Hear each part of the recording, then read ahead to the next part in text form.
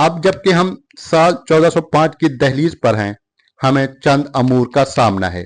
ان میں سے ایک یہ ہے کہ ہم اپنے عزیز مہمان ماہ رمضان 1447 ہجری کو رخصت کر رہے ہیں، وہ مہینہ جس میں شب قدر کے موقع پر آپ کے دل عالم بالا کی طرف متوجہ ہوئے۔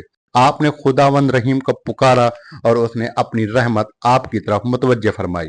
آپ نے اپنے مولا امام مہدی علیہ السلام اللہ ان کے ظہور کو جلد فرمائے عجل فرجا، اور ان کے رب سے فتح، کامیابی، سلامتی اور ہر طرح کی برکتیں طلب کی، اور انشاءاللہ آپ کو وہی یا اس سے بہتر عطا کیا گیا ہوگا جس کی آپ نے دل میں تمنا کی تھی۔ اس رخصتی کے ساتھ جو جتنا زیادہ شعور رکھتا ہے اس کے لیے اتنی ہی زیادہ دردناک اور غمگین ہوتی ہے۔ ہم شوال کے خوشگوار اور روشن چاند کا استقبال کرتے ہیں اور اللہ تعالیٰ کی طرف سے عطا ہونے والے انعامات کے منتظر ہیں، خوف اور امید کے ساتھ۔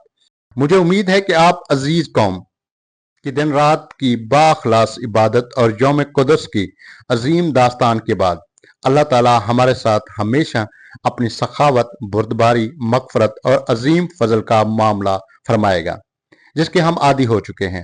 خصوصاً ہمیں امید ہے کہ جلد ہی ہمارے مولا امام مہدی علیہ السلام کے ظہور کی خوشخبری کے ساتھ عمومی نجات نصیب ہوگی، اور اللہ تعالیٰ ان کے مبارک دل کو خوشیوں سے بھر دے گا، جس کے نتیجے میں دنیا کے لوگوں پر ہر قسم کی برکتیں نازل ہوں گی۔